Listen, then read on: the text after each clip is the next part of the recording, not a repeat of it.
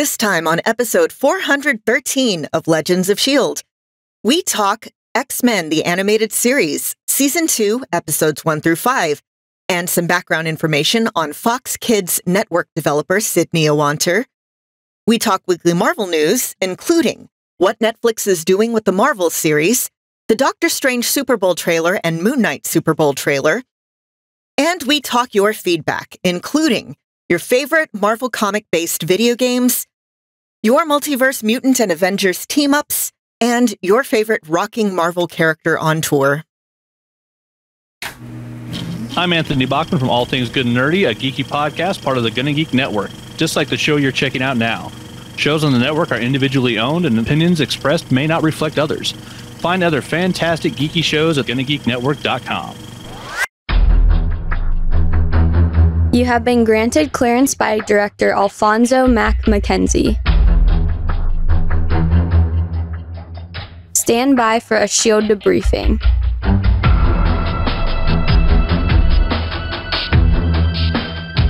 All information to be discussed here is classified and may only be discussed among agents granted clearance by the S.H.I.E.L.D. director. And now it's time for your scheduled debriefing. I'm Agent Lauren. I'm Agent Michelle. I'm Agent Chris. And I'm producer of the show, Director SP. Welcome to Legends of S.H.I.E.L.D., a Marvel Comic Universe fan show discussing the Marvel Cinematic and Marvel Comic Book universes as told on screen by Marvel Studios. This show is recorded on Thursday, February 17th, 2022, live from the Legends of S.H.I.E.L.D. studios and broadcast Fox Kids wide via www.geeks.live. Come and join our live chat as we record. Gang, happy National Random Acts of Kindness Day. That's a good holiday. We need more of those. Every day is National Random Act of Kindness Day.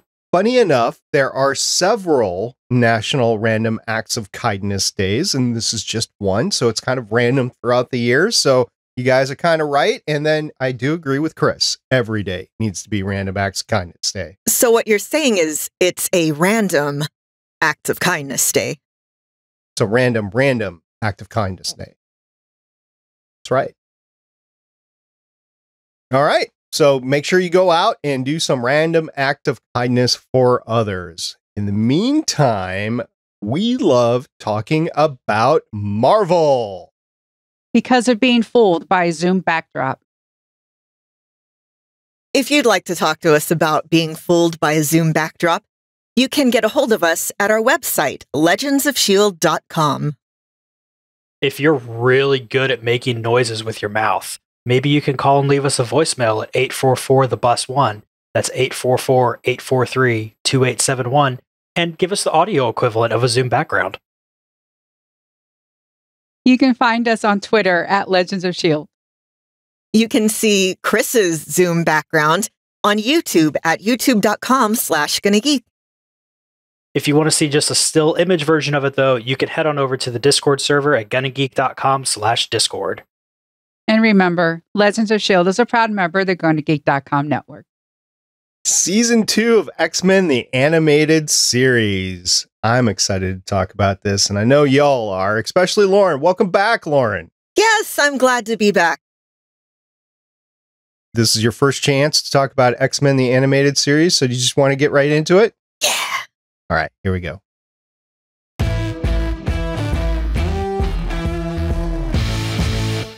Sorry to slightly disappoint you, Lauren, because first we're going to talk about somebody that made the series possible. I'm going to talk about Sidney Iwanter. So I'm like, who is this Sidney? So I watched some videos, Lauren, for your benefit. I watched some videos to try to figure out who Margaret Loesch was, which is an amazing personality, by the way, in all of television history. Anyway, she had somebody working for her that she constantly referred to that I didn't know anything about called Sidney Iwanter. So he was the network, the Fox Kids network executive in charge of running the show. He wasn't the showrunner, but he was the network executive that was in charge of the show. So he does have a developer credit, which is X-Men, the animated series. Give a little background in this guy. Very cerebral. And the reason he's cerebral is because his father fought in World War II He was from Lithuania and a Jew, so he fought against the Nazis back then. And he joined ultimately the Polish cavalry because Lithuania didn't really have an army. And when they got overrun, he joined the French army. He was overrun at Dunkirk. He was captured, put inside a concentration camp, was liberated, and then ended up fighting with the Americans at the Battle of the Bulge. And then after the war, because he was fighting in the American army, he came to the United States, settled in Wisconsin. And that is where Sidney is from, Wisconsin.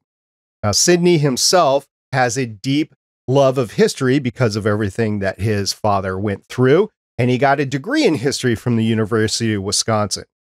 So how did he end up at Fox Kids? Well, he was accepted to UCLA Film School, but dropped out after a year and a half because apparently it wasn't challenging enough, or maybe he was a dropout. I'm not sure exactly why. He didn't really go into it. I watched a YouTube video with him being interviewed at the University of Wisconsin. So great interview. I will link it in the show notes. Once he got out, he got a job as a typist at Channel 9 within the LA area. I don't know what network Channel 9 was, but he got a job at Channel 9 because he was a fast typist. He could type faster than any of the other applicants. So he got the job. That job led to a job at Paramount Pictures, which led him to a job at Hanna-Barbera in 1979. Here, I think, is where he hooked up with Margaret Loesch. So she was his boss there. And then she moved on to Marvel Entertainment and hired him at Marvel Entertainment. She moved on to Fox Kids. She hired him on at Fox Kids. And that is where he was at when the X-Men, the animated series, was on Fox Kids. He's most proud of all the series that he was in charge of X-Men, the animated series. That's saying something because he also ran Batman, the animated series, which was also a really good show, but he was most proud of X-Men, the animated series. He loved the multi-level stories. Since he was educated, he loved the references to Voltaire and Shakespeare. His favorite character is Beast. He loved the show's premise, the outlines, scripts, and he's in charge of the story writers, the first cuts and the final cuts. He okayed all the story writers. He hired them, basically. And he worked with Joe Calmari of Marvel to finalize the premises of each of the episodes and of the seasons. And he was instrumental. He was the reason why we're going to talk about Morph tonight. He was the reason why Morph came back. And it was to satisfy a promise to Avery Coburn, who was the broadcast standards and practices person that oversaw the show, because they promised that they would bring Morph back, just like a soap opera character, because they couldn't have deaths on the show. But they wanted to have some sort of impact that these characters could have in life. So they fought, the showrunners fought to kill Morph in episode 1, but his concession was that they would bring Morph back eventually, which happened at the beginning of season 2. And it was to satisfy a promise that he made Avery. And Avery, she was very happy with that. So the X-Men, the animated series, he said, this is interesting. It was never designed for adults. It was always designed for kids 6 to 11 years old. Now, you can debate that if you want, but that's what he said. It was always designed for kids. And the one thing that he wishes was different about the series was that the animation was better and that they had the budget that Batman, the animated series, did. And Batman, the animated series, had a big budget because Warner Brothers was throwing all the cash that they had just made from Batman in the movie theaters into their animated series. So that's why Batman, the animated series, was animated a little bit better than X-Men, the animated series. And he said the show was successful because it had multi-layered stories, great writing. They worked the characters' backstories into their actions and activities. And what was really good is he made sure that if a character was making a choice or committing an action, it was always based on the philosophy of that character. They never had a character do anything that was out of ordinary for that character. And he said also the great voice talent really, really helped. So that was Sidney Iwanter, and he was the network guy in charge of the development. I thought that was pretty interesting, especially since we talked about Margaret Lesh 2 podcasts ago, and then we talked about Ron Wasserman, who was in charge of the theme for the show. So that was the network side. I don't think these three get as much credit as they deserve for bringing the series forward. Now, granted, the show, the voice talent, the writers, and they really did the lion's share of everything, but these three made everything possible as well to make sure this was on the screen, which is why I wanted to talk about them. So you guys have anything to say about Sidney? Well, that is both for him and his dad a hell of a life. I'm not surprised that his favorite character is Beast, given what you mentioned about him. And yeah, we owe him like a huge debt of gratitude for bringing us a show that didn't talk down at a time when a lot of shows were still very nakedly cash grabs, like a lot of shows aimed at kids. So, yeah. It was one of the things he said. He said he never wanted to talk down to the kids. He wanted to say it like it was. He said that might have made it seem like it was more adult than it was, but in his mind, these are concepts that kids 6 to 11 should be exposed to. Anyway, that was it there. If we pitched both Sidney's and his dad's lives as a movie, you would be telling us to go back and make it more realistic. Probably. All right, Michelle, are you ready to talk some X-Men? Yes. Previously on Legends of S.H.I.E.L.D. But before we get there, I need to talk to you guys about something. I was wrong last week. Chris, do you know why I was wrong? I can think of at least 12 reasons, but what's the one you're thinking of? They did an amazing job on one of the most classic stories from comics, Days of Future Past. Better than the movie. Again, this show, better than the X-Men movies. I'm going to go a little bit more basic here. We're talking time travel. We get a time travel story. That's awesome. I love time travel stories. I just did an episode of Time Traveler's Wife for another podcast. Just love it. Figure out in the next, after Days of Future Past, Magneto's basically was just sitting around with a drink, maybe with an umbrella in it. Who knows? Just waiting to see all this awfulness unfold. Didn't happen. Kidnapped Senator Kelly himself. I want to interject one thing. The ship that Magneto's on reminded me so much of the Amazo back in Arrow, right? The Green Arrow off the island, right? I was just thinking, oh, what's the name of the ship? Please tell me it's the Amazo. Please tell me it's the Amazo. But of course, that would be Crossing the Streams. And that previously on was brought to us by Chris. Thank you very much, Chris. It's so much fun to put together. Yes, and it's amazing that I don't cross the streams too much on here. All right, so we watched the first 5 episodes of Season 2 of X-Men the Animated Series, titled Till Death Do Us Part 1, Till Death Do Us Part 2, Whatever It Takes, Red Dawn, and Repo Man. These were aired in order between October 23rd, 1993 and November 20th, 1993. Michelle, what happened in these episodes? Till Death Do Us Part 1. Jean and Scott get married. Newly elected President Kelly has freed Beast, who has been incarcerated since the attack on a government facility at the beginning of Season 1, and added him as part of his presidential cabinet. Another friend who was thought to be dead in the same incident has resurfaced, but this time he's not so friendly. With the president's newly found pro-mutant point of view, the public feels betrayed and are reacting with violence. Till Death Do Us Part 2.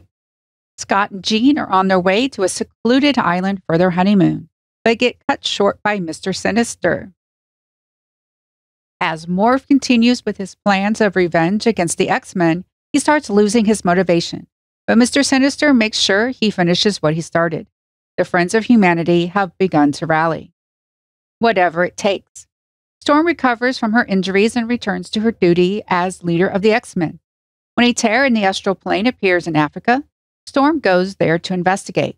It just so happens that the tear is in her home village. Meanwhile, Xavier and Magneto, allured to the Savage Land in Antarctica, and Wolverine continues his search for Morph. Red Dawn. Colossus returns home to Russia with Jubilee by his side.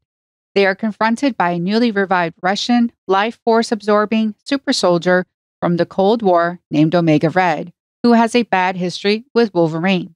Xavier and Magneto continue their treacherous journey through the Savage Land. Repo Man. After Wolverine has been lured to Canada by an alleged message from an old friend, Heather Hudson, he finds himself fighting Heather's husband, Vindicator, and the Canadian super team Alpha Flight instead.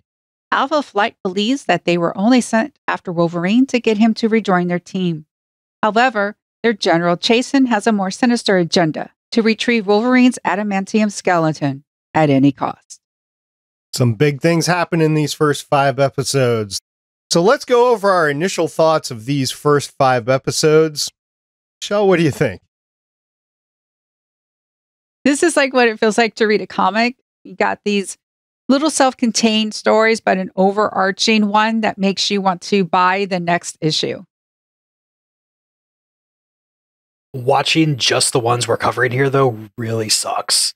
Because, I mean, I've kind of alluded to it before, but we've gotten so much into a binge culture, being able to see however much of the show you want to see. And I'm trying to experience this the way it was when it came out back in the early 90s. And knowing that those episodes are just sitting there waiting for me is really, really hard not to keep going.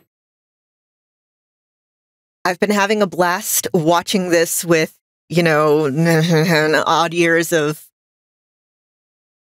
distance and seeing what my impressions now are from when I was younger.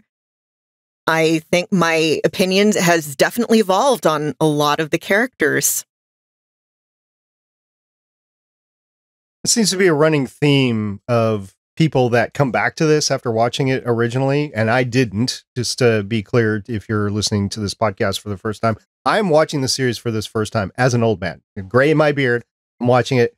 I'm really enjoying it. That's cool, even though that the mutants are not my favorite Marvel characters. I will have to say that, but I am enjoying this series. And this season begins with these 5 episodes in what appears to be season-long arcs. You got stories that jump from episode to episode. You have Morph coming back. You have Jean and Scott married and their relationship affecting the team, and they trying to have a relationship being superheroes. You have Xavier and Magneto in the Savage Land, which I didn't realize until a couple years ago really what that was. You have Mr. Sinister being introduced as probably the big bad of this season. And then you have background of characters, specific episodes that are designed to give background into characters, more background into Wolverine. You have background into Storm and Colossus. So if this continues, this is going to be really cool, at least through season 4. We talked about some issues maybe with season 5 coming up on it, but we'll talk about that later. So I really enjoyed it. Okay, we're going to start talking about Morph because there was a big thing about this series. Morph is dead in the first episode. He comes back because Sidney made a promise, a network promise, and it's kind of big for a kid's television show, but apparently it's happened in soap operas. So I don't know. Lauren, what do you think about Morph's return? Okay, so Morph was a character that I absolutely hated when I was younger. I hated his little laugh. I hated him. And now when I'm watching, I'm like, okay, I see the value in this character. Yeah, he was a throwaway character in season 1 to show, oh, here's stakes. But in bringing him back, it's like, hey, yeah, he was Wolverine's friend. He's hurt because he thinks his friends left him, and this person's been pouring this poison into his ear saying, they left you. They all hate you. And you have him trying to kind of figure out things for himself. And it's kind of an interesting look at dealing with trauma and dealing with, misunderstanding maybe stuff that's happened with your friends.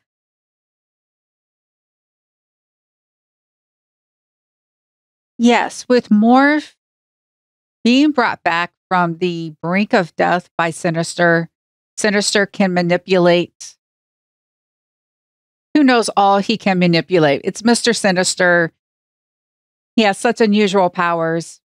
He claims to have made, I saved you. You should be grateful. But he's obviously using Morph as well. And poor Morph, I'm being used by Mr. Sinister. And now I have these conflicting stories in my head. And my friends are telling me that I would have made the same decision Scott did for the team. You hear that a lot. You would have done the same thing. Except for Wolverine. I really appreciate how Wolverine, he goes after Morph, but eventually after their fight, Wolverine says, I'll be here for you, which is sometimes what people in trauma need. Sometimes we just need to be in a blanket burrito, and all we need you to do is sit there, eat chips with us as we watch silly things on TV or whatever. And by letting Morph know, I understand that you need to do this on your own now, but I'm here for you. I thought that was a good message. Like watching this now, when I was younger, I really didn't get it. But now, that was a really good handling of trauma for a kid's show back in the 90s. This is just the beginning of the perfect example of why X-Men is Marvel's greatest superhero soap opera. Because you have characters coming back. Because you have later instances that we'll hit on where characters are just kind of coming in and out of the story as needed. And you're thrown in with a character like Morph and Wolverine. We don't know all about their friendship. Just from watching this show, we just know that they're friends. And we're expected to pick up on all of that. Like, there's no way in soap operas they expected you to be watching everything from like the 1950s forward. Just like when you're reading the comics, nobody really expects you to have read every single issue. But here in these episodes, it's just showing how easy it is to pick up on what's going on. And then, after a few issues being read or a few episodes, you're basically caught up, and you might not know the exact details, but you've got the general idea of what's going on, and you can just roll from there. One of the things that's throwing me for a little bit of a loop here, because I have no movie background and I have very little comic book background. Matter of fact, no comic book background on Mr. Sinister. This is a new character for me. And if somebody's watching this for the first time, they don't know what's going on. And it's kind of fun to go through these first 5 episodes and be introduced to this character, because I know nothing about him. Michelle, what do you think about Mr. Sinister in these first 5 episodes? Whoever cast the voice actor, bravo. You see him, I saw him in the comics, in the design. He's obviously menacing, even with the silly, weird cape thing. It's a choice. The teeth, the close-ups, the weird, sort of slimy kind of delivery. He's bad. He's just going to be a problem, and a powerful problem. Since you brought up the voice actor, let's give credit where it's credit's due. It's Chris Britton who voices Mr. Sinister here. Lauren, what do you think about Mr. Sinister? Try not to spoil anything. I'm just going to say that Mr. Sinister is what happens when shippers go to the extreme. Chris, what's your take on Mr. Sinister? Not trying to spoil anything is really the hard part here. But it's so exciting when he shows up, because I know the characters are going to have a pretty formidable force to try to work against. And just the way he goes about everything. Like, one of his powers might as well just being grandiose and fabulous, because he does that as he's doing all the evil stuff. All right. Well, I look forward to learning more about Mr. Sinister. Another big overarching story that we're dealing with in these first 5 episodes, probably for the rest of the season, just judging by how it's going, is Xavier and Magneto in the Savage Land, which is great because they're getting chased by dinosaurs, and they've got their powers taken away, but Xavier can actually walk, and they're having to deal with this whole thing, right? And it's awesome. It also reminds me an awful lot like Johnny Quest. And I think some of the same animation team or something like that was involved, because it just reminds me of that. But anyway, what do you guys think of Xavier and Magneto? Chris, what do you think? Those two together are always a good pairing for me, because when people seem to get into X-Men, they get this idea that Xavier and Magneto are just two opposing ideals that are just always butting heads with each other, when in reality, they're not that far apart. Like, they have the same goal. They want the same things to happen. It's just a matter of how are they going to get there. So you've got, Xavier wants to be more peaceful about it, and Magneto is going to be totally fine just killing everybody that stands in his way to make sure that mutants are well taken care of and everything. But in the end, they really just want a safe place where mutants like them can live. Okay, so to nobody's surprise, I ship them. I've shipped them for ages, since, like, I don't know, the X-Men, the original X-Men movie in 2000. Surprise Pikachu face. Okay. So like Chris was saying, they have amazing chemistry, but what I want to talk about is actually Xavier walking. They don't really get into it on the show. And I remember when I found out why this was the case when I was younger, and it just kind of, it's both one of the amazing and really, really dumb things about comics. So the whole thing is, originally in the 616 timeline, Xavier was paralyzed when he got into a fight with Satan. Okay, basically the literal devil. Lucifer. And had a rock dropped on him in the astral plane. So the explanation for why he can walk in the Savage Land is, canonically, because he associates his mutant power with his paralysis. If he can't use his powers, he can walk. Which is honestly sort of what they did in the X-Men First Class verse, or in, Days of Future Past. And it's ridiculous. They've retconned it a few times. But it just always makes me laugh, being in middle school and reading it and finding out, wait a minute, this is why.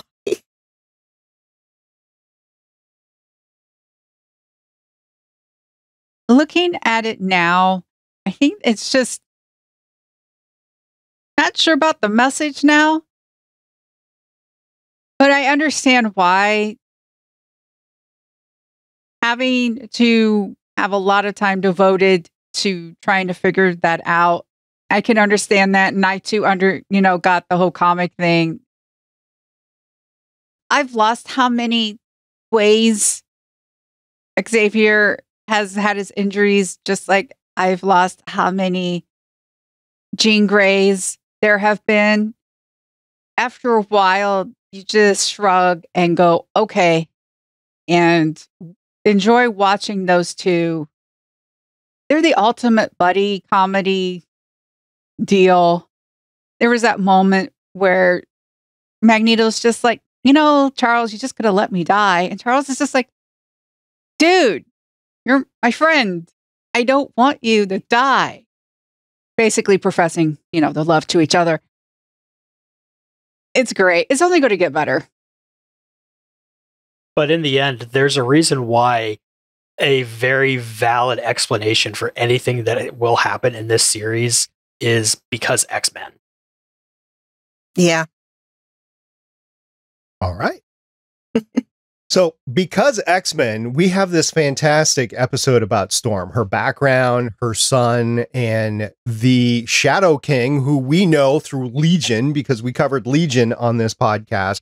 So all of a sudden, out of nowhere, I see Shadow King, and I'm like, I know that! That's from Legion! He's a friend from work! Yeah, that's right. I got that reference. So anyway, why don't we talk about that wonderful episode with Storm, because it was amazing. Lauren, go ahead. Okay, so first off, the ending of Legion would have been way different if David had been able to turn into Sonic the Hedgehog. But beyond that, I love getting more backstory with Storm. She was my sister's. When we would play X-Men when we were kids, I would always be Rogue and my sister would always be Storm. So I've always had a soft spot for Storm, first of all, because she's awesome and also by that association. So getting to see kind of a softer, more human side of her, because Storm is this very regal, queenly figure, and getting to see not only like the frailty in her, the tenderness in her, not frailty, vulnerability is the word I was looking for, and her connection with other people who aren't the X-Men, I loved seeing. Storm loves her people, whether her people are the people in her village or her adopted family of the X-Men or the Morlocks when that happens in the comics. I don't remember if it comes up here in the show or not. And you can just tell that she wants the best for whichever group of people she's deciding is hers in that moment. And just the fact that she can go back there and it's an instant, oh, look, there's something happening in my village. I must go take care of it because they are my people and I will protect them. And that's something that she's always done and will always do. And I love it. Not only do we get Storm in action, we get girl power. It's Storm and Rogue together.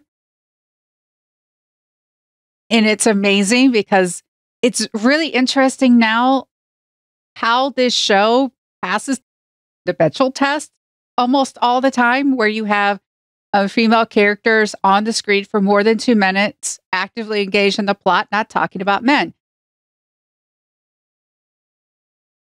And you see Rogue trying to talk sense into Storm. Storm showing how strong she is because she does the sacrifice of, yes, Shadow King, take over my body because of my son thing. And flying up into the atmosphere.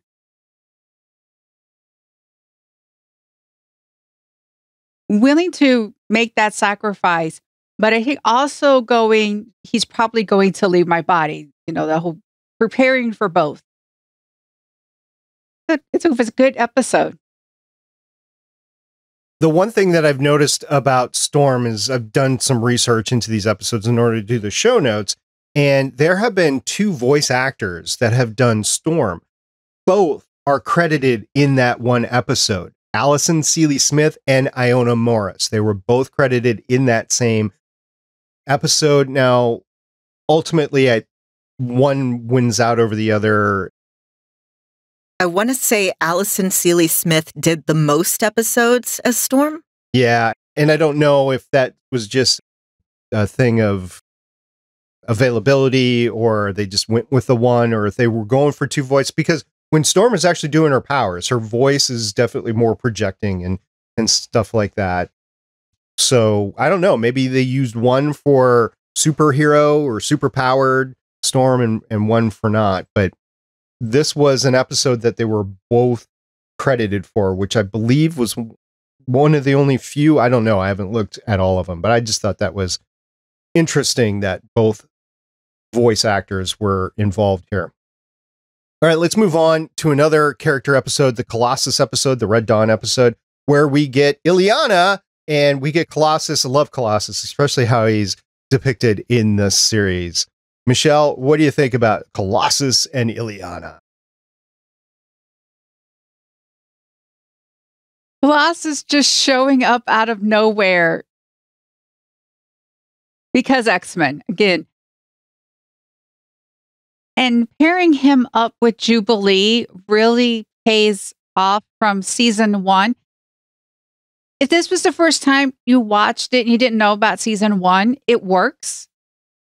But if you remember the season 1 episode where he's carrying Jubilee and he's like little one and, you know, putting her in the Jeep, and to actually go from that to accepting her help, it's just really fascinating to watch because he's, you know, worried about his little sister and everything. And he's just like, well, I'll do it without the X-Men. And Jubilee's just like, I can do this. I can drive the plane because of hours in the simulation. I got this. I just want to say it's not because she's a girl. It really isn't. But Jubilee and people like Jubilee are why we need self-flying cars. That's all I'm saying. I relate. There's a VR flying simulator that was created by a guy who I guess actually flies, and it's supposed to be one of the like most accurate ones. And I tried playing it once. I crashed. I panicked, and never again. So me and Jubilee right there. I love this era of Colossus where he's basically just a big, happy golden retriever. In the comics, since he's, I'm not going to say mellowed out because it's not really mellowing out, but they've dramaed him up a lot. And my favorite Colossus will just always be this, just like big, friendly, helpful, loves his family, loves his friends, likes tractors. I am Colossus. I am a big giant doofus. I like to pick things up and put them down somewhere else where it helps people. And I mean, it works for him though. And so seeing just big, goofy Colossus saying, I need to go help my family and I'm going to go do that however I want. And Jubilee basically going, there's nobody else here. F this. Let's go. And just jumping in and then realizing on the way, I should maybe figure out how to fly the plane. I hope I can do it. Colossus, though, I mean, him in this whole series, every time he shows up, it's just amazing. Plus, the real love you see that he has for his sister, being willing to not only get in front of a tractor, which I don't care if you're made out of metal, essentially, by the time it gets there, getting hit by a tractor is probably not fun. Thankfully, I've never had that happen to me before, so I can't tell you for sure, but I'm willing to bet I'm right there. And just show off to everybody. My father-in-law says it's not fun. Oh. Family member tried to run him over with a tractor. He's fine. We don't talk to that person anymore. Probably a good move. Family member. Okay. Technically not my family member. Your chosen family is much, much better most of the time than the family you're born into. Hence, X-Men, because that's basically what it is. It's just a giant soap opera of chosen family. But even with your family that you're born into, you've got Colossus, who is willing to show off the fact that he's a mutant in front of all those people in order to save his sister, knowing that the Soviet government is going to, if he's lucky, lock him away for the rest of his life and make him work on things because he's big and strong and made out of metal. So, Lauren, how you've described Colossus, I was thinking about it, reminds me a lot about Matt LeBlanc. A golden retriever, just happy to see you, loves tractors. That's Matt LeBlanc. Yeah, I will admit my knowledge of Matt LeBlanc is about like one episode of the new Top Gear. Yeah, I don't want to insult Colossus like that. I don't think it's an insult, but anyway. I was thinking more Mr. Peanut Butter, but I guess Matt LeBlanc works. Mr. Peanut Butter? Like, you're going to have to explain yourself, Chris. Yeah. From what's the horse Netflix cartoon? I can't remember now. BoJack Horseman. Yeah, from BoJack Horseman. Okay, I was thinking Mr. Peanut. Oh, no, that's a totally different thing. This is why I was confused. All right, let's talk about the Wolverine episode, the Alpha Flight episode. I had a slightly different experience with Alpha Flight in the comics because of the all different version of Alpha Flight with S.W.O.R.D. in space. So it was different. That singular look at Alpha Flight was different than this, but I guess this is more akin to what Alpha Flight is in the comics, right, Michelle? Yes. I am someone who read Alpha Flight, North Star. Seeing them, I forgot about this episode. I forgot Alpha Flight was in this, and I'm watching it. It's like, there's North Star, there's Puck, and everything. What's interesting about Alpha Flight, they are both formidable, yet the punchline to a joke. Because Canada? Dude, Marvel Canada is no joke. No. Exactly. I mean, it amused me because this was, I think, recorded in Canada, and it's very, very obvious in parts. Like, I think it's the previous episode where Jubilee says sorry, and I'm like, oh, they're home. All the voice actors were from the Toronto scene. Absolutely right. The animation was done in South Korea, and of course the series was really headquartered in Los Angeles. So that's how they did it. Chris, what do you think of Alpha Flight? Alpha Flight's cool. I love that they're going in there and just the way that they're so easily tricked into thinking, yeah, we're going to get our Wolverine back and we miss him. And no, that's not the case at all. But you know what this is really missing from Wolverine? They're going to take away his adamantium skeleton. He needs his bone claws. I know. I was like looking, where are the bone claws? Because it should have been in the episode before he had the adamantium infused into him. Well, okay, I'm sorry. I hope you don't mind. No. Well, okay. I'm trying not to bring in too many 90s stories, but I remember, this is how old I am. Who cares? I remember there was a storyline in the comics. Look, this is from the 90s, so I'm not spoiling anything. Where Magneto gets so powerful, he can manipulate adamantium. And he actually pulls all of the adamantium out of Wolverine. And Jean Grey actually is powerful enough to keep Wolverine alive by holding him together.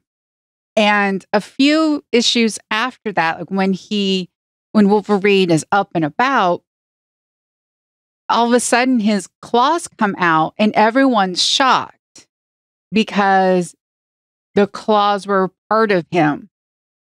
And it's one of those things where, did he always know they were a part of him? Or was it something that he just forgot? Or was it just something, hey, wouldn't it be cool if those claws were his all along? I don't know what the comic writers were thinking, but that's what happened. So it's one of those things that, depending on your viewpoint, whether or not the claws. So I remember when that happened because my cousin Stevie was the one he's the one who got me into X-Men, and we were hanging out in my backyard and he told me about that and my eyes were just like, so that comic dropped the year after this. The comic dropped in, I'm sorry. No, it was November 93 when that comic So about the dropped. time that this episode aired, which was November 93. Yeah, but when they would have been in production, it was Yes. way before It was that. far before that. Also, remember that there was a lot of animation issues that they had with the South Korean animation house. It wasn't Saban. I said that in a previous podcast. It was Saban. Saban Entertainment was the house that was running the show in LA, and they subcontracted to another company that subcontracted to a South Korean animation firm. And I don't remember the names of those two companies right now, but it wasn't Saban that did the animation. And because of the issues that they were having with the animation, I could see maybe this slipped through, like we don't have time to go back to correct it maybe. And it just became what it became. I don't know for sure, but I'm guessing. All right. One of the things that we haven't talked about a lot, and I don't really want to talk about it, is the wedding between Jean and Scott. It happened. They go on their honeymoon. Get a lot of Jean, Scott, Jean, Scott. Okay, it continues on. And unless anybody wants to talk about it more in depth, we'll just skip over it. We need to jump back for a second, because do you know who wrote the Repo Man episode? Yes. So, for everybody who has listened to me talk to Eric and Julia about stuff, it's not like this cartoon was created in a vacuum. So not only if you had writers who were just writing the cartoon and that's it, had access to what Marvel was kind of doing and planning so they could have things line up, you have this little guy called Len Wein who wrote this episode, who if you like Swamp Thing or this, or I mean, Swamp Thing's enough, you like Len Wein's work. He is a super legit comics writer. Of course, he's going to know what's going on. And I'm just kind of conjecting here, but maybe they kind of worked on this with some other people and everything is going to line up well. Okay. Could have happened. Yeah. Len Wein was actually a guest at the first con I ever went to. So the last thing I want to talk about is, again, all the cameos that were slipped in there. I will tell that full story later on a later podcast, but the animation team threw known Avengers, Marvel comic characters, and mutants into these just by naming them like Mutant 1, 2, 3, 4. So we definitely get a few noted Marvel characters in here. You get Captain America and Deadpool for a couple. Chris, did you spot any more? Oh gosh, it's been like a whole day since I watched this. I know. So the scene with Deadpool was the one that was like 2 or 3 others. I don't remember which one they were, but I know for sure you saw in Red Dawn, you saw Captain America who was frozen, I guess, in Russia. I'm not sure how that happened. Or maybe it was just a picture. It was a poster. Yeah. It was like a poster because Omega Red is the answer. Right. And then you have Deadpool, which Morph, I believe. Yeah, Morph was freaking out and turned into a whole bunch of people, and one of them was Deadpool. There was another one there. I was like, oh, hey, and I don't remember who it was. So we continue to get that, which is great. I've enjoyed these 5 episodes. I'm looking forward to the next 4. That's what we're doing next time. So we'll go around the horn and final thoughts. We'll start with you, Chris. This is where you're really seeing your interwoven storylines work. Not only do you have stories going from episode to episode, you have an A plot, a B plot, sometimes even a C plot going in each episode. If you like the way that these stories are formatted, you're gonna like the way that this era of X-Men reads. You know, if you can get past the 90s art, which sometimes can get a little bit weird and not exactly friendly to certain groups of people in various ways.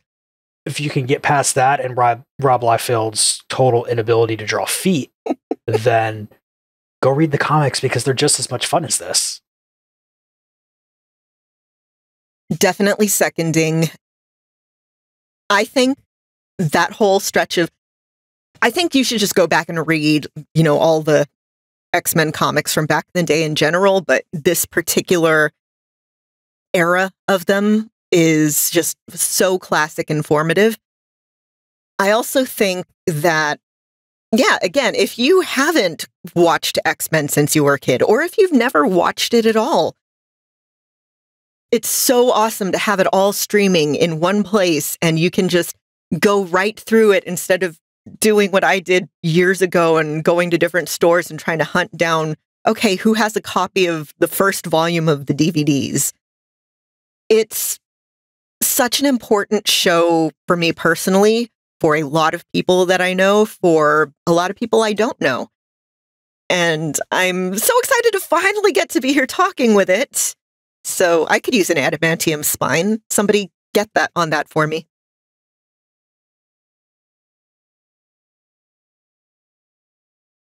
One of the things we didn't talk about, and I'm sorry, it's just in my head. Everyone had these great things to say, and now I'm just going to come here and be like, I remember I think it was last episode, we were talking about, Chris brought up the point of they're robots and you can kill a bunch of robots. And it was interesting. In the first episode, Wolverine is fighting it's fighting Cyclops.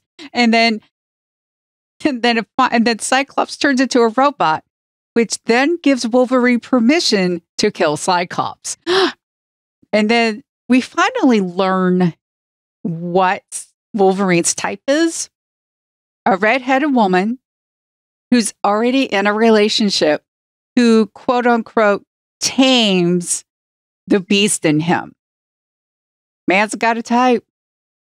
It was also driving me crazy in the episode because they kept saying James.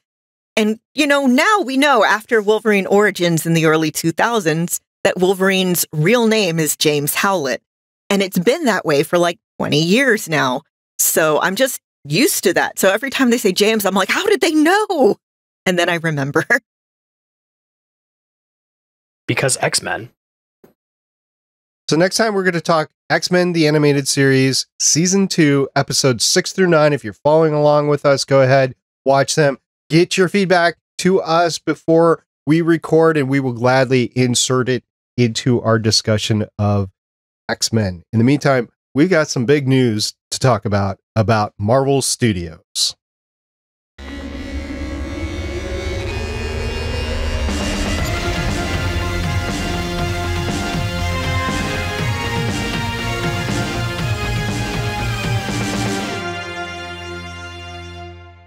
First up, I know some of you are going to be sad. Netflix is removing its Marvel shows next month. By the end of this, February, come March 1st, no more Jessica Jones, Daredevil, Luke Cage, Iron Fist, The Punisher, and The Defenders.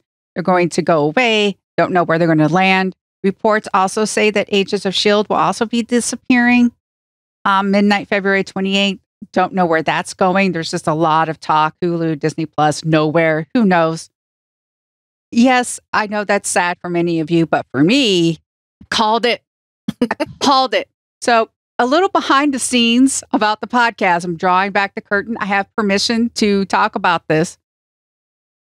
I repeatedly voiced my concern about this, about the shows leaving Netflix. A lot. I was very insistent on making sure we got through the Netflix shows in a very timely manner because I kept saying, look, tomorrow there could be news that the shows are going to go. I got a little pushback. I got a little couple of eye rolls. Yeah, maybe you're overreacting a little bit. It probably won't happen that soon and all that type of stuff. But I just kept going. I pushed for the 2 episodes a week. I'm the one that sort of pushed the Iron Fist. I flipped Iron Fist and Luke Cage to fit it nicely within those 5 weeks. I was just very much, we've got to do at least 2 a week. We've got to get through this.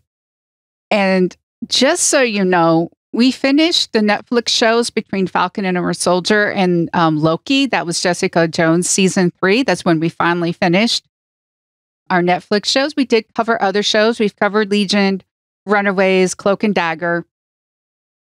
And of course, that got into, the schedule for Netflix. I did a little math. And if we had done 1 a week, which is how this podcast started when the Netflix shows, it was 1 a week. If we had kept that, we would still have half of Daredevil season 3, Punisher season 2, and Jessica season 3 left at this moment. So I would just like to take a moment and go, I was not overreacting because I called it. Okay, I called it. Look, I get very few little moments in my life where I can just kind of gloat about something and sort of just stress about how something I was like right about and like I called it. But I just thank you for letting me just take this moment to bathe in this for like 3 minutes. As you were describing it back then, I bought into, okay, so 2 years after these shows leave Netflix, they might mean, or they're canceled, they might leave Netflix, right? So I kind of bought into that. My pushback wasn't that let's get these done before those 2 years are up. My pushback was, I don't know if I have time in my life to watch multiple episodes per week, but I made time to do it because you made such a convincing argument to do that. Now, Punisher season 2 was done all in 1 episode because, well, that's all it needed. But yeah, I actually had a recent conversation with Steven Jonder, the owner of the Get a Geek Network, because once this announcement was made, he's like, okay, I got to get through these. So he did just watch Punisher season 2. He had a whole bunch of stuff to say about it. I'm like, yeah, that's why we only did it in 1 episode. It would have been great having him on the podcast because he had a couple of additional things to say that I don't think we really ran through in that episode. But yeah, Punisher season 2, it was brutal doing those, 13 episodes in 1 week or something like that, literally and figuratively.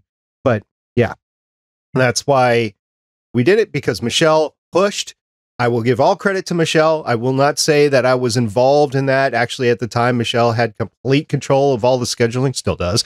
So it was up to her. I was like, man, do I really need to? Okay, all right, I get it. 2 years. So, Lauren, what do you think about these shows leaving, including Agents of S.H.I.E.L.D.? Well, first off, if Stephen has something to say, he can leave us a voicemail at 844-THE-BUS-1. That's 844-843-2871. And I thought that it was confirmed they were going to Disney Plus. No, there's no. I guess it was. There's a bunch of rumors. There was a news story. I did not put it in because it's not from reliable sources about Punisher. There's a lot of, because they're leaving, because Netflix did not make a big deal out of this. It was just a lot of people just noticing certain things are leaving because Netflix really, once the whole Marvel Netflix thing went away, Netflix was just giving them the middle finger. We don't care. So there's just a lot of talk right now because no one's really talking about it. Yeah, on the one hand, it'll be interesting to see where they'll go, but they need to start releasing things on physical media again for Netflix originals and, Amazon originals, just all this stuff, because of stuff like this. That's what's incredibly annoying to me.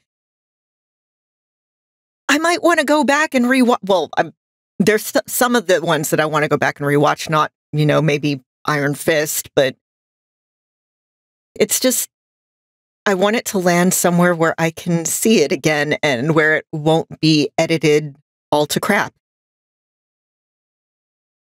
I mean, let's be realistic here, though. Iron Fist was not 100% bad. Come on. You're right. It had Colleen Wing. Yeah. And close your eyes and you can see all the other reasons why I really enjoyed it. Honestly, for 83% of the stuff leaving Netflix, I'm really sad. And then there's Iron Fist. So for me, the big thing is Agents of S.H.I.E.L.D. I've talked several times in the last few months that I wanted to go back and do an Agents of S.H.I.E.L.D. rewatch. I got suckered into a West Wing rewatch, so I did that. Now I'm watching The Expanse because I'm guesting on another podcast. So I haven't had the time to go back and do that. I kind of feel a little cheated, like I should have gone back and rewatched it when I did West Wing because then I'd be through it. I'm really hoping it ends up somewhere where I can see it. I think we can still get physical copies of the Agents of S.H.I.E.L.D. seasons. So if it comes down to that, I'll do it. But I would much prefer, I'm trying to get rid of all the physical copies of stuff that you kind of see, some of it behind me. I'm trying to get rid of that and just go all digital because in the end, my kids are going to have to deal with it when I move on.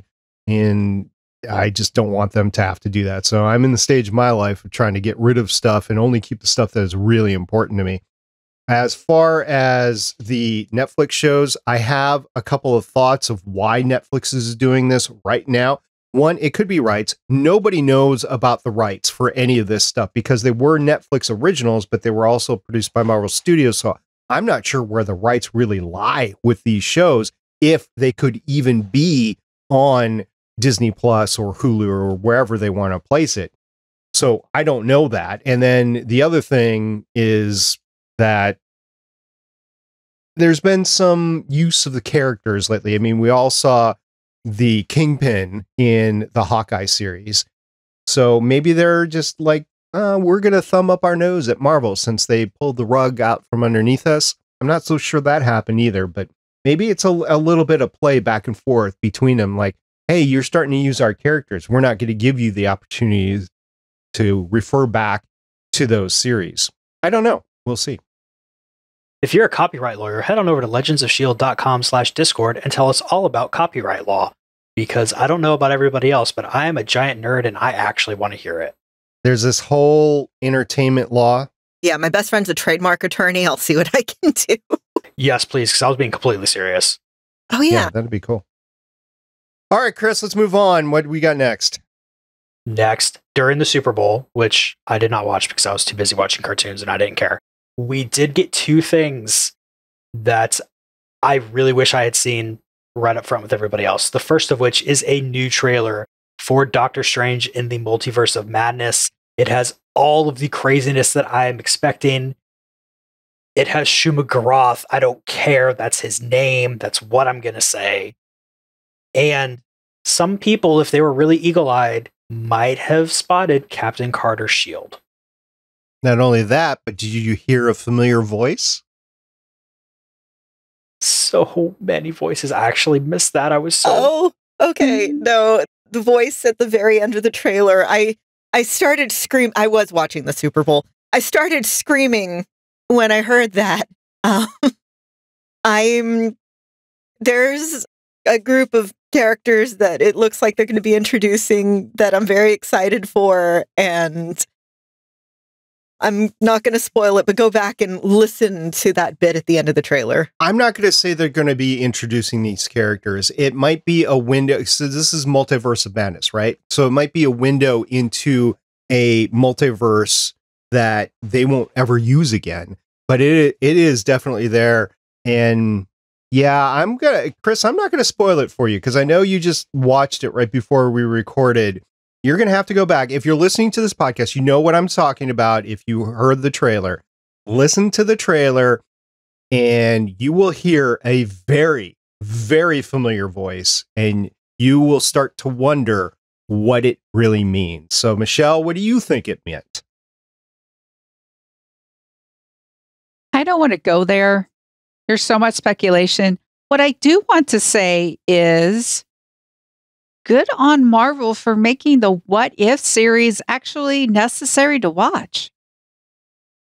It's always been necessary to watch. It's not much fun. Yeah, it had me so happy. Also, you can Google this yourself. There was another casting thing that was a reported casting thing for Doctor Strange that was announced today that puts some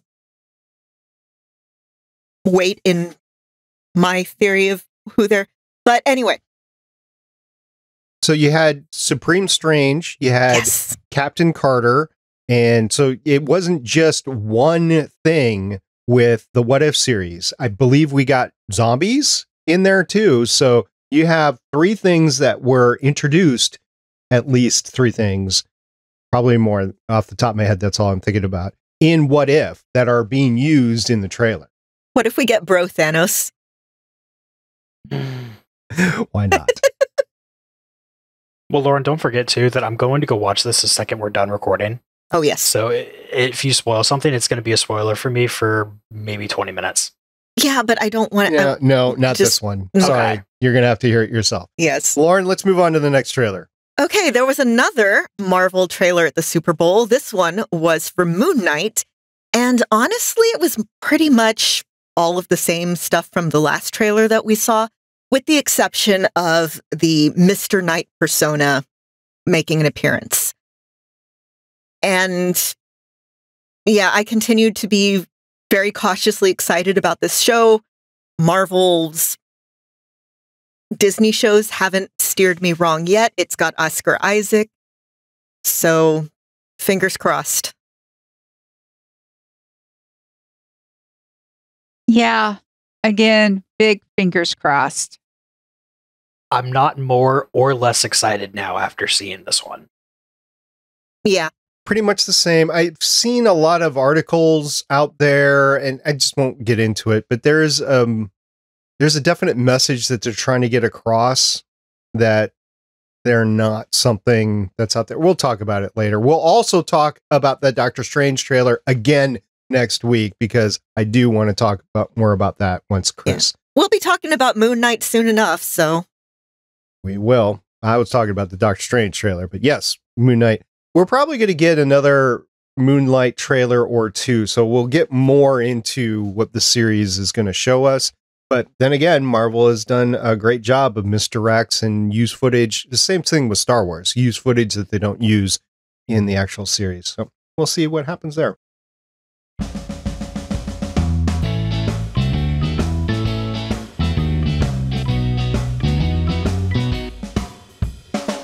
All right, so we have some feedback. So first off, our Legends of S.H.I.E.L.D. account asked our host at PlayComics, Chris. Which is me. would like to know what has been your favorite Marvel Comics based game of all time? And we've had a few responses. We had at the Chris Farrell, Marvel's Spider-Man on PS4, honorable mentions to X-Men Legends and Marvel Ultimate Alliance. At Sithwitch, me, responded, I haven't played the PS4 Spider-Man or the new Guardians of the Galaxy game yet, so right now, my favorites are Squeenix's Avengers and the Wolverine game from the early 2000s, the one with Mark Hamill as Wolverine. At Anthony Bachman said, Spider-Man on PS4 is the best so far, with Miles Morales a close second.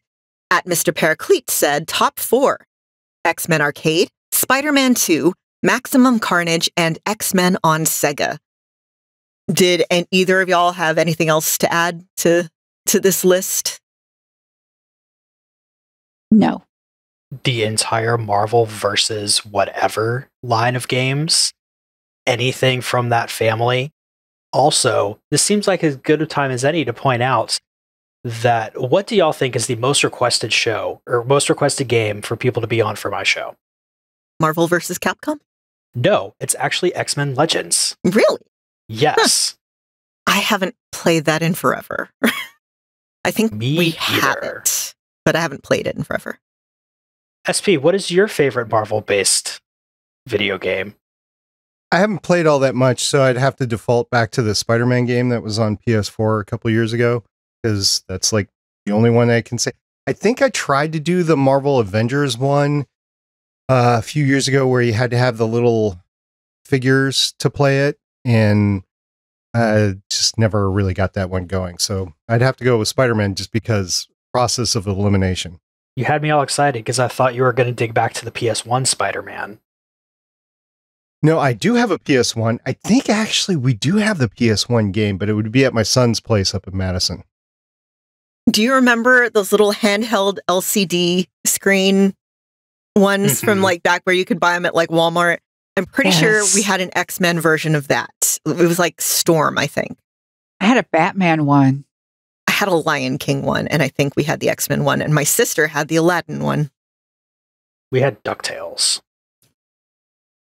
Speaking of which, at Mr. Paraclete said, did Stargate Pioneer try to make Deanna Troi the Launchpad McQuack of Star Trek? I don't get it. You'd have to listen to the last episode, and we were talking offhandedly about Deanna Troi and the Crashing the Blackbird. Yeah. Okay. I think we ended that conversation nicely, Michelle. I believe we did. I think so. Yeah, okay. Don't talk bad about Launchpad McQuack. He gets you where you need to go. Well, I Exactly. mentioned that any landing you can walk away from is probably a good one. So if you're going to crash a ship, as long as you can walk away from it, you're good. So if that's Launchpad McQuack, then okay. That is, in fact, Launchpad's entire character. We also had our account ask, what Marvel superhero would you love to see in a band on stage on tour? At Marvel Madam said, I could see Bucky on stage with some eyeliner and a guitar. So that was actually a thing in the Avengers Academy iPad game, which I should have also listed as a game that I liked that they did. At Mr. Paraclete said Ant-Man and the Ant-Tones. At RHID83 said, Doctor Strange, I'd buy his album, which I imagine would be a cross between Depeche Mode and Kraftwerk. I could dig that. At the Foxtrot _ said, The Deke Squad. And at Pathmer4 said, The Deke Squad featuring Daisy Johnson. And at Christina4109 said, Is Lila Cheney too much of a gimme? Excellent pool, thank you. I had to research that. I had not run into Lila Cheney before. So yeah, that one was a good poll, I will have to say. And yet no one mentioned the Mary Janes from Earth 65. Why did you not? Or Dazzler. I did. Yeah, I that's said- what I'm thinking. How can you not put Dazzler? To cross the streams, Dazzler and Black Canary. Oh, that Oh, would be yeah. so cool.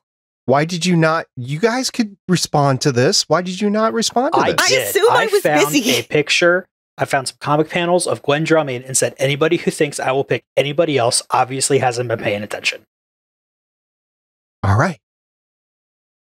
All right. So if you want to follow and respond to any of these, go follow our Twitter account at Legends of S.H.I.E.L.D. Everybody here has access to it. So I'm not telling who posted these tweets because it could have been any one of the four of us.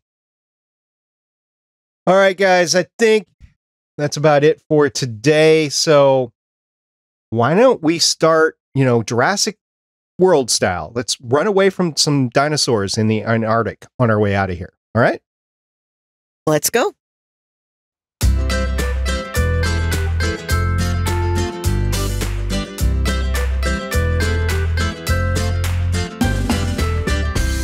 Looking forward to some more Savage Land in the future episodes. Look, we have a network that we're on, the GonnaGeek.com network. Chris has a great podcast, and I'm sure he'll be talking to you in about a second on the network. Also, we have a storytelling podcast, a tabletop gaming podcast called Adventures in Erylia. Damien, he is the producer of the show, he's the DM of the game, and he wanted to say they are starting to get rolling again now that they can get back together a little bit more comfortably a couple years into this pandemic here. And they're working on releasing more regularly. They're also starting to dedicate some of their Patreon funds to getting art accomplished to help show listeners the things that they interact with in the show that would be there. And if you're in our Discord server, you've seen some of his commissioned art pieces. They are fantastic. And I'm glad he's able to do that for everyone. You can get that at GonnaGeek.com, and the podcast is called Adventures in Erylia. So you can find everywhere I'm at professionally on my website, lwsalinas.com. And in addition to being on here on Thursday nights, you can also find me on the Nerds with Dice Twitch tomorrow, Fridays at 7 p.m. Central, where I am basically totally not a Power Ranger in the game Masks. I forgot what the tagline for our season is, but we are having adventures through time. You can find me on Twitter at @Shell_game. That's CHELLE_game. You can head over to the Nerds with Dice YouTube and find a playlist for Riff's Ballad of Fate and enjoy our journey, starting with a demon on a train, watching people get to know each other while eating ghost fudge, going to a place called the Nightlands with the storming red sky, and having an epic final battle. And you can also find me over at PlayComics, where as we're recording this, the latest episode that I've released, I caught up with an old college friend and we took a look at Digimon World for the PS1. And as long as time does everything it's supposed to do, the next episode will be out by the time this one comes out. And you can hear me talking to Alan Dunford about a Kickstarter that will be finishing in 3 days or so as the recording comes out, looking at his comic Hocus Hocus. And it's really hard for me to say that the right way. Just like now, it's really hard for him to say it the wrong way. Yeah. It's really hard for me to say that the right way now. It's really hard for me to go back and say it the wrong way because I want to say Hocus Pocus, but it's really hard for him to say Hocus Pocus because he's been saying Pocus Hocus this whole time. Well, that was of his own making, apparently. Well, yeah, that's his own fault, and he admits it. Okay. Well, that's it for this week. We have had a lot of fun. We're glad that you hung in there with us, and we're looking forward to more discussions next time. Until then, I'm director of the show, SP. I'm Agent Lauren. I'm Agent Michelle. And I'm Agent Chris. See everybody next time. Bye. Bye. Bye. Don't forget to write a note and put it on the fridge if you're going to go off and save the world. Thank you for listening. If you want to leave us feedback, go to GonnaGeek.com and you will find all our contact information and other shows. You can also visit legendsofshield.com where you'll find our complete archive of podcasts. The music heard on this podcast is by Kevin MacLeod, found at incompetech.com, and also artists on pond5.com and audiojungle.net. The opinions heard on this podcast are those of the individual hosts and do not represent Stargate Pioneer Productions, Legends of S.H.I.E.L.D., or Gonna Geek. Agents of S.H.I.E.L.D. is the property of the Disney Corporation, Marvel Studios, and ABC. No infringement is intended.